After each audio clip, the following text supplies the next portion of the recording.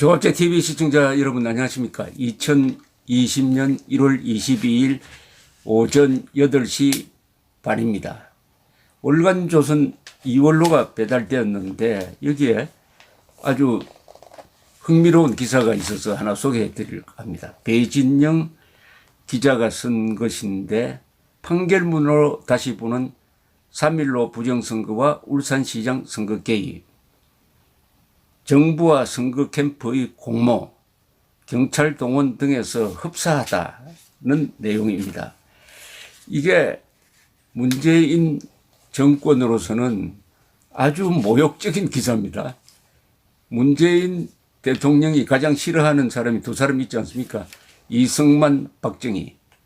이승만 위대한 지도자도 말년에 가면은 인의 장막에 둘러싸여 가지고 아부꾼들이 설치다가 보니까 3.15 부정선거를 저질렀는데, 물론 이승만 대통령이 지시한 게 아닙니다. 왜냐하면 1960년에 이미 이승만 대통령은 당선이 확정되어 있었습니다.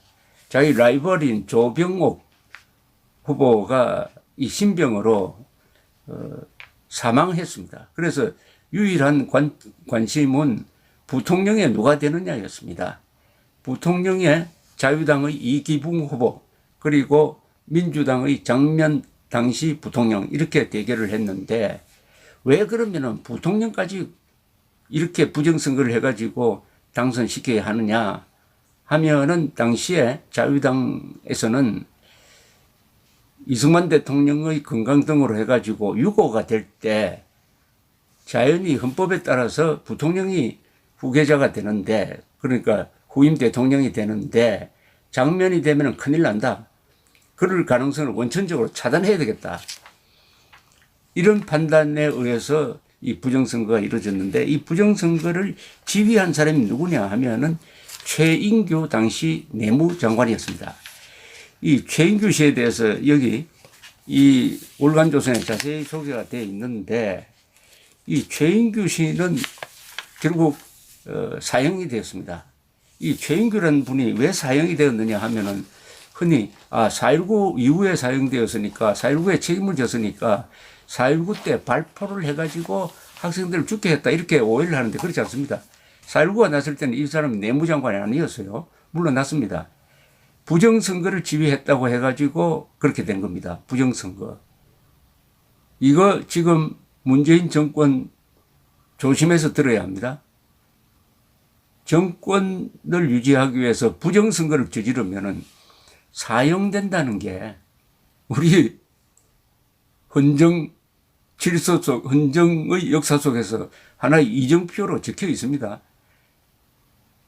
특히 경찰을 동원한, 정권이 경찰을 동원해서 부정선거를 하면은 사형될 수 있다, 이렇게도 볼 수 있겠죠.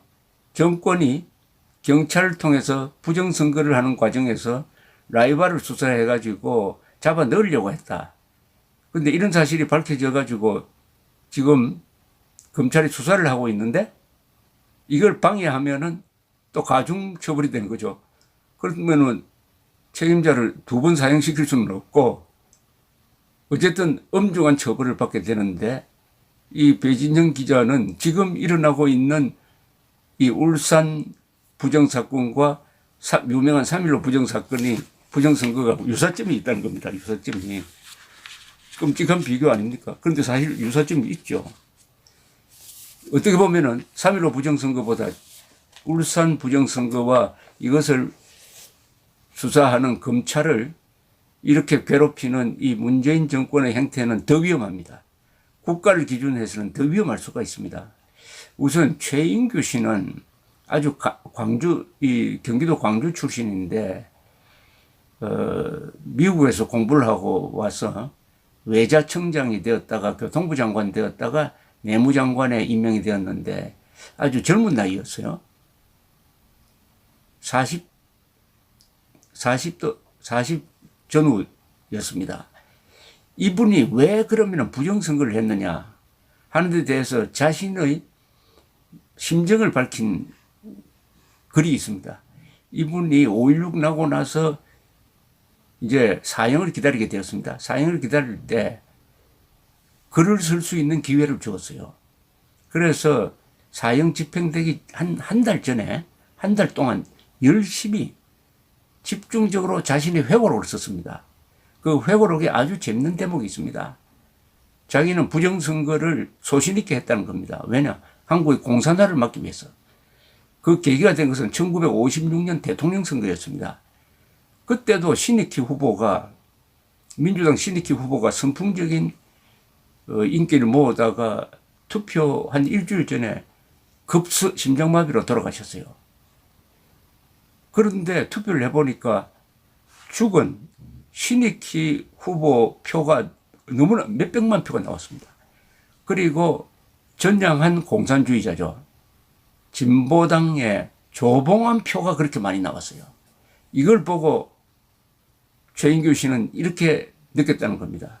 이게 6.25가 끝난 지 3년밖에 되지 않는데 한국 사람들 이거 이성적으로 투표할 사람들이 아니고 너무나 감정적으로 투표한다.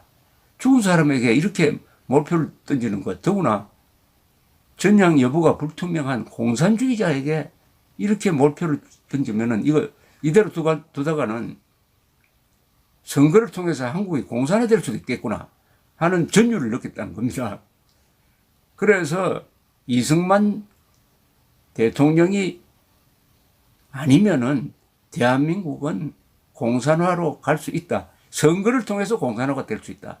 지금 한국에 주는 중요한 화두입니다. 문재인 씨가 지금 당선된 것은 선거를 통해서 된 겁니다. 그 선거 자체는 공정했어요. 공정한 선거를 통해서 한국 사람들이 좌익 대통령을 만들어낸다.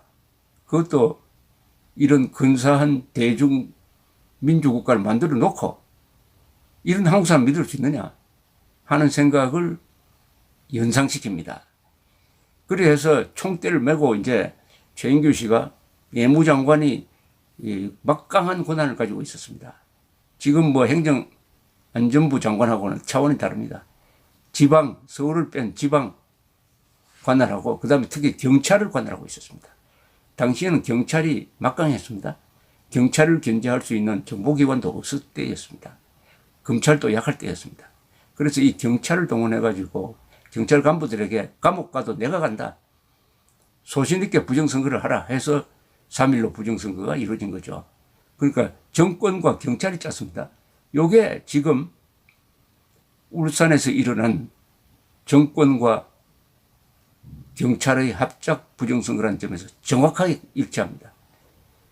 또 뭐가 공통점이 있느냐. 여기 배진영 기자가 소개를 했지만은 대통령의 친구, 대통령의 뭐 이기붕은 친구라기보다는 하여튼 대통령의 척건을 당선시키기 위한 무리한 공작이었다는 점에서 또 일치합니다. 송철호 지금 현직 울산시장이 문재인 씨의 절친한 친구, 이기붕 이승만 대통령의 후계자 이런 관계가 있죠. 이렇게 되니까 무리를 했다는 이야기입니다. 대통령이 찍은 사람, 물 당선시키기 위해서 경찰, 청와대, 당신은 경무대입니다.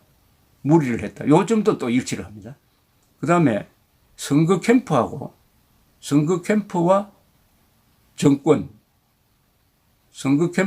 정권이 밀착되었다.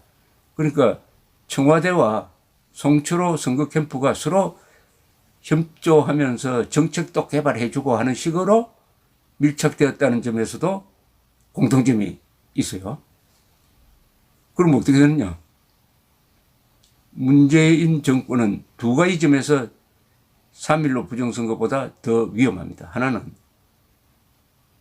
문재인 정권의 이 부정선거 행태가 이번 총선에서도 광범위하게 만약 펼쳐진다면은 경찰이 지능적으로 하면은 한국은 공산화로 가는 문을 열어 젖히게 된다. 사회주의, 공산화라는 뜻에 저는 사회주의라는 말도 있지만은 친김정은적이다 하는까지 포함해서 하는 이야기입니다. 계급투쟁론이라는 이야기입니다. 계급투쟁론을 근거로 해가지고 국민주권론이 아니라 정책을 펴는 것을 말합니다. 좌경화보다도 더 높은 단계죠. 그래서 북한과 손잡고 연방제 공산화 통일로 갈 가능성이 있다는 점에서 이 부정선거의 의미가 더 다른 것이고, 부정선거가 밝혀졌는데도 불구하고 검찰 수사를 지금 집요하게 방해하고 있는 이것을 더한다면은 국가를 기준으로 하면은 지금 문재인 정권의 부정선거 공작이 이승만 정권의 최인규의 부정선거 공작보다 훨씬 더 심각하다는 겁니다. 심각하다. 선거를 통해서 공산화되는, 또는 선거를 통해서 국채를 변경하는 나라가 될지 모르겠다는 공포심이 지금 한국 사회에 자욱하게 깔려 있습니다. 월간조선은 읽을 게 많습니다. 이 배진영 기자가 쓴 이 기사의 마지막 문단이 이런데요. 3.15 부정선거를 저지른 최인규는 사형을 당했다. 당시 치안국장 이강학은 사형 선고를 받았지만 무기징역으로 감형되었다가 석방되어 기업인으로 성공했다. 이성우 내무차관은 징역 10년, 최병환 지방국장은 징역 8년을 선고받았다.